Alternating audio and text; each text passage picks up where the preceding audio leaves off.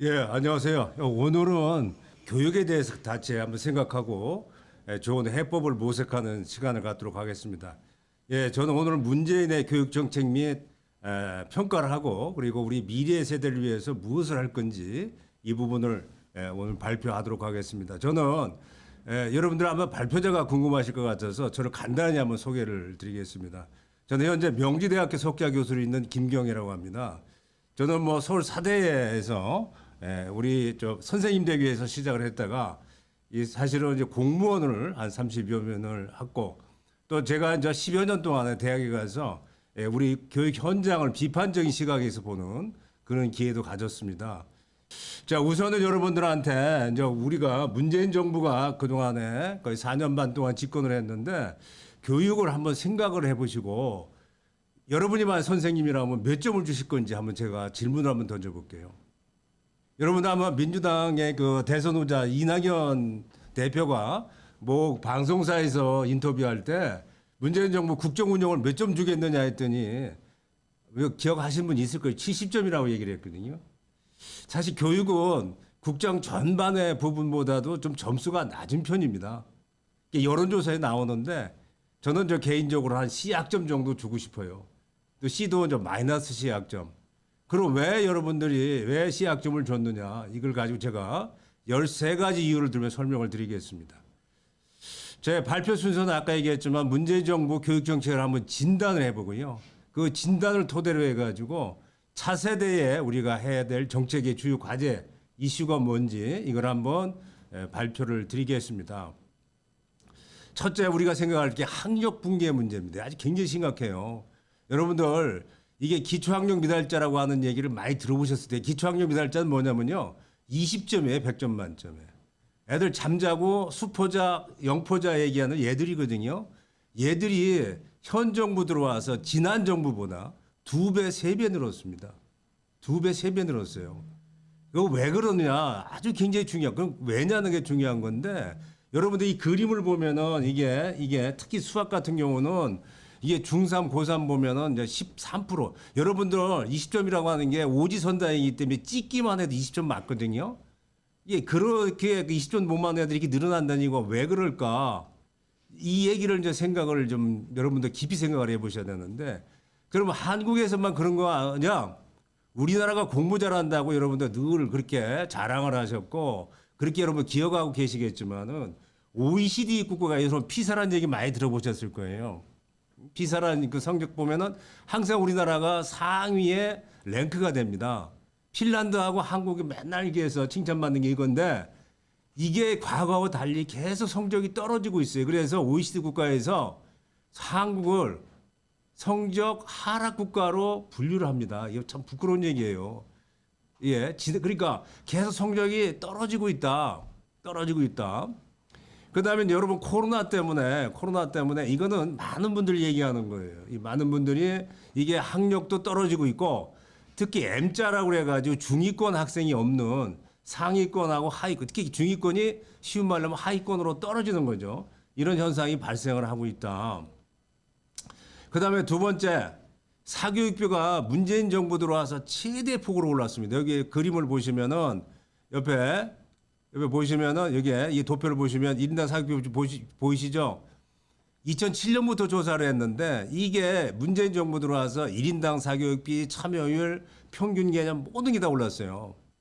그다음에 여기 옆에서 보면은 고교생 1인당 월 평균 사교육비를 보세요. 이게 1인당입니다. 여기서 1인당이라는 건 참석하는 애들, 안 하는, 참가 안 하는 애들까지 포함됐기 때문에 참가한 애들감이 굉장히 높거든요. 중요한 포인트는 MB 정부 때는 사교육비가 거의 늘지는 않았어요. 그런데 박근혜 정부도 좀 비교적 늘지는 않았는데 요게 2017년부터 쭉쭉 급히 상승을 합니다. 그러니까 이게 또 사교육비도 굉장히 증가하고 있다. 학력 떨어져 사교육비 증가한다. 역대 정부 최고다. 세 번째, 이분들이 왜 그러냐면은 혁신학교라는 얘기 많이 들어봤을 거예요. 저는 혁신학교를 굉장히 부정적으로 봅니다. 혁신학교를 어떻게 보느냐면 학부모들은 세 가지로 정의를 해요. 첫째, 공부 안 시킨다. 두 번째, 시험 안 본다. 세 번째, 이념교육 시킨다. 그래서 강남 지역에서 혁신학교에 그렇게 반대가 심한 겁니다. 그래서 여기서 보면 혁신학교에 대해서 보수층 평가가 왜 부정적인 거 나오느냐. 공부하는 걸 굉장히 소홀히 해요.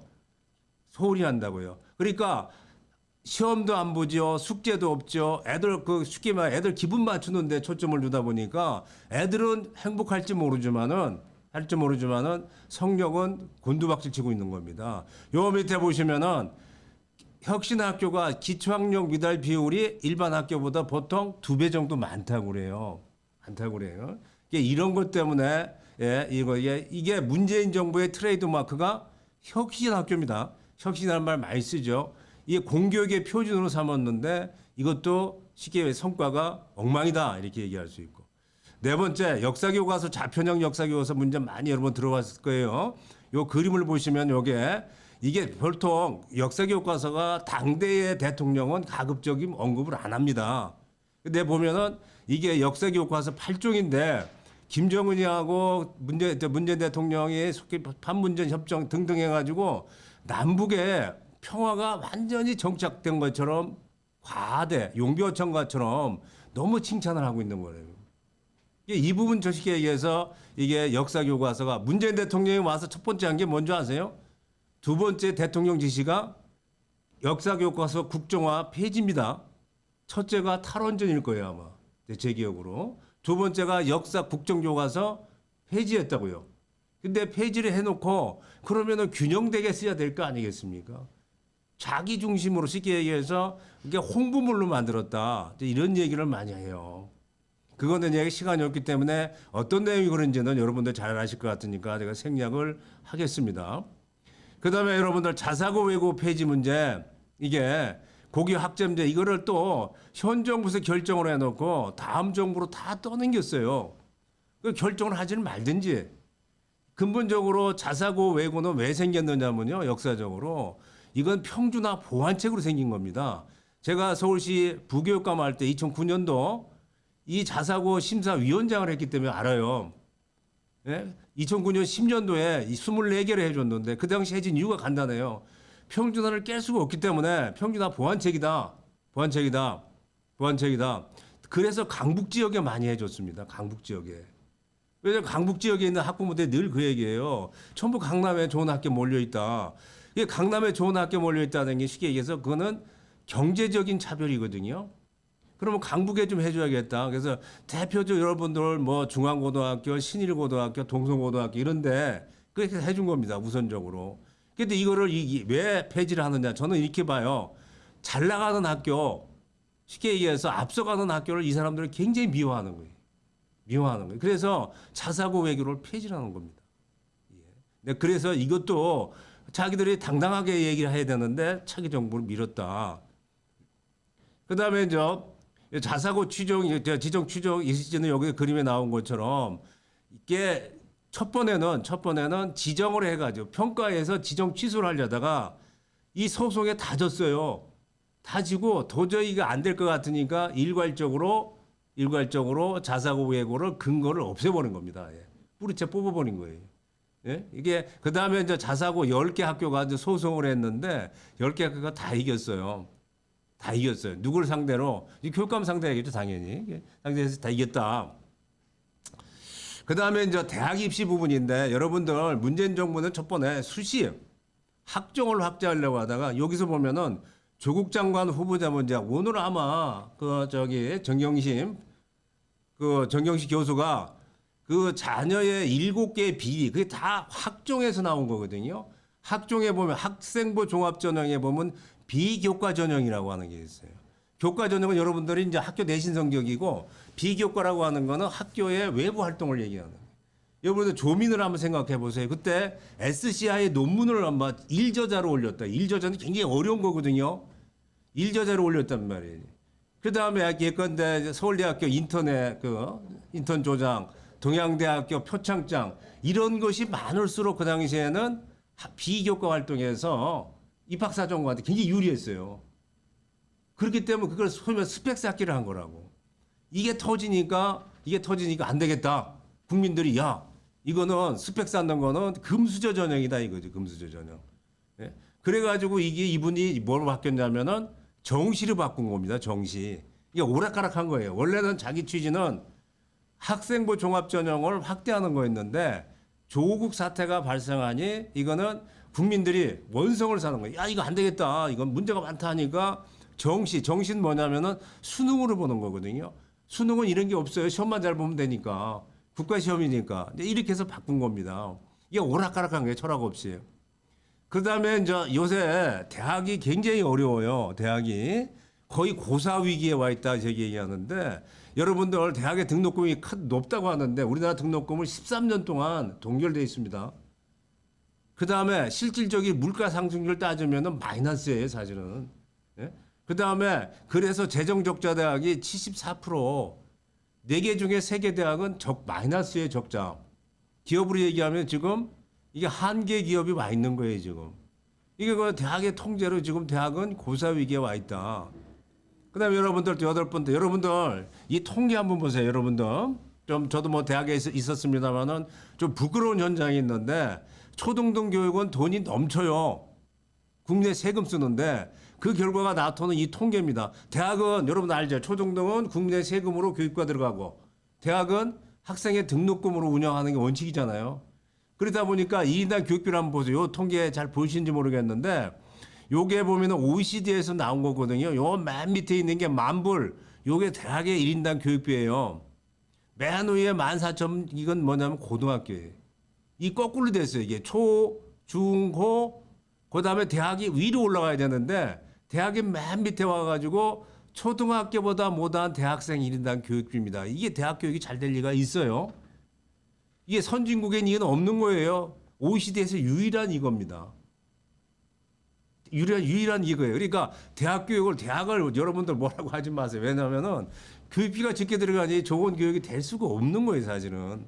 예. 이게 여러분들 보면 이게 여기서 보면은 2012년까지만 해도 대학이 여기 보면 또 높았잖아요. 이게 17,000불가 이게 높았는데 이게 여기 뭐 9,900불도 여기서부터 역전되기 시작해서 2010년부터 거꾸로 이렇게 내려왔다고 이제. 대학은 계속 내려오고 이제 초중등은 여러분들 내국세의 20.79%는 자동으로 초등등으로 들어갑니다. 교육감들이 요새 돈이 넘친다고 그래요.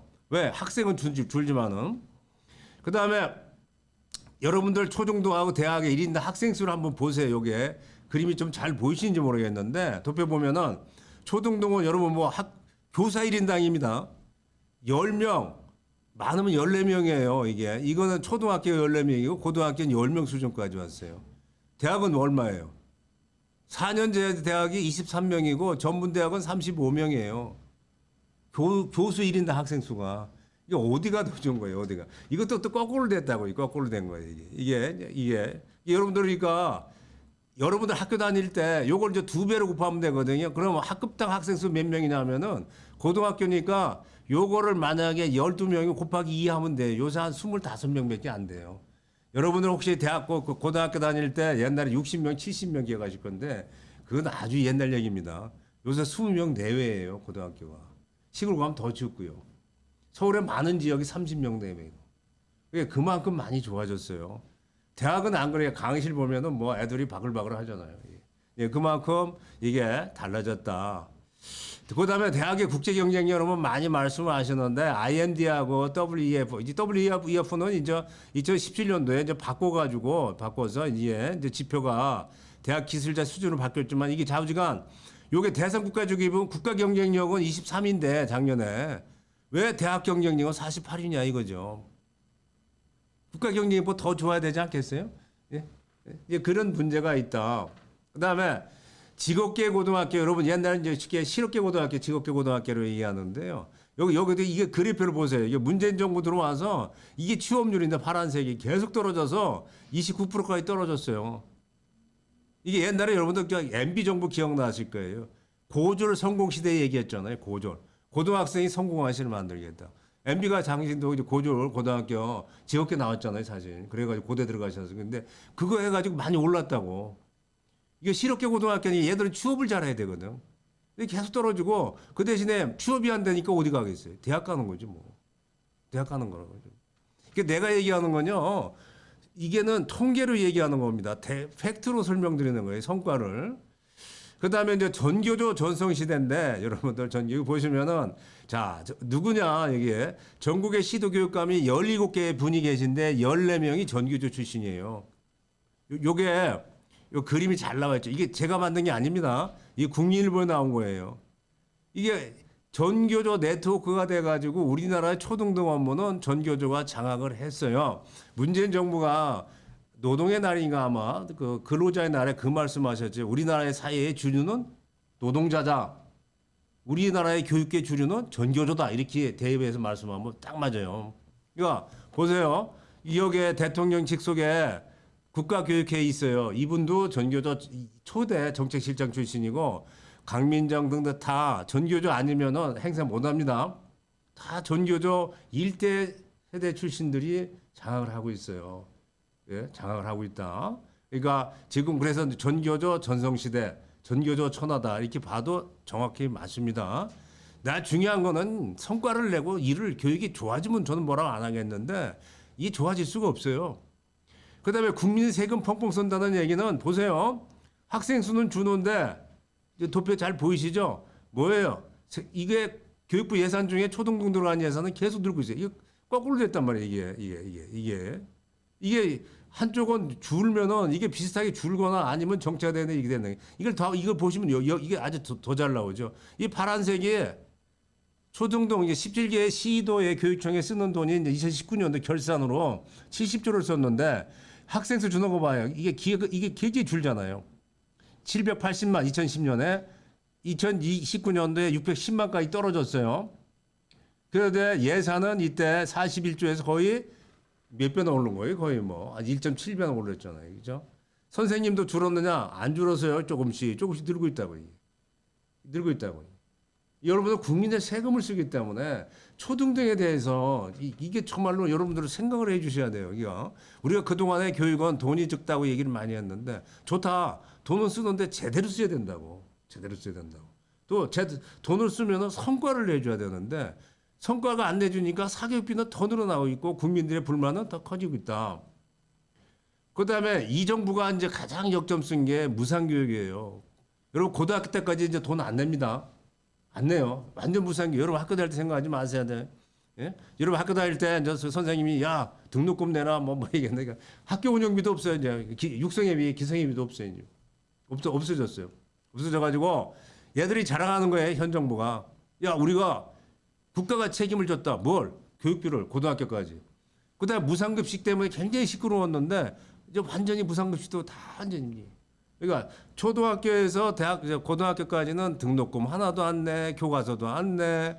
그다음에 집 거기 가서 공짜로 점심까지 먹습니다. 그래서 지금은 교부까지 사준다고 그래서 서울시에는 올해 30만 원 줬어요. 중학교, 고등학교 입학생한테 야 너네들 30만 원 줄게. 30만 원 줬다고. 이걸 가지고 교복 사도 되고 아니면 뭐 다른 책을 사도 되고 참 좋은 세상 됐습니다. 여러분 이거 상상을 못 하실 거예요. 여러분 자녀 있으면 아마 손자 소녀 있으면 아마 이거 받으실 겁니다. 30만 원. 이거 소득에 관계없어요. 다 30만 원씩 주는 겁니다. 그다음 내로남불 얘기를 많이 하는데 이 정부의 이제 위선, 이중성을 얘기하잖아요. 이 교육에서 나온 얘기예요, 사실은. 이게 만약에 이제 평등교육을 주장하면서 평균화 얘기하면서 자기 자식도 자사고 외고 없애자고 하면서 전부 자사고 외고 보냈어요. 예? 여기 보세요, 여기 뭐 조국의 유시민이 현의 광노현, 조의원, 김성환 등 외고 자사고 다 보내놓고 자기들은 보내놓고 이거 없애자고 말이에요. 예? 이게 뭐 소위 말 특권학교라고 없애놓고. 그 다음에 뭐 자기들이 또 반일 반미 외치면서 자기 애들은 또 미국 보내고. 예, 그러니까 이중성을 보인 거예요. 말이나 하지 말지. 말이나 하지 말지. 그다음에 사립대학에 요새 그다음에 임시사, 관선이사 갔다가 정의사 갈 때 전부 사람을 바꿨는데 바꾸면서 누구 사람이냐? 자기 사람들 다 심었어요. 내가 봤을 때는 이게 도둑 정치라고 얘기하더라고요. 내 권력을 가지고 내 사람들 사익 채워주는 거, 일자리 주는 거, 이권 주는 거 이게 도둑 정치예요. 이게 자기가 돈 가지고 하는 게 그건 부패고. 나는 그렇게 보거든요.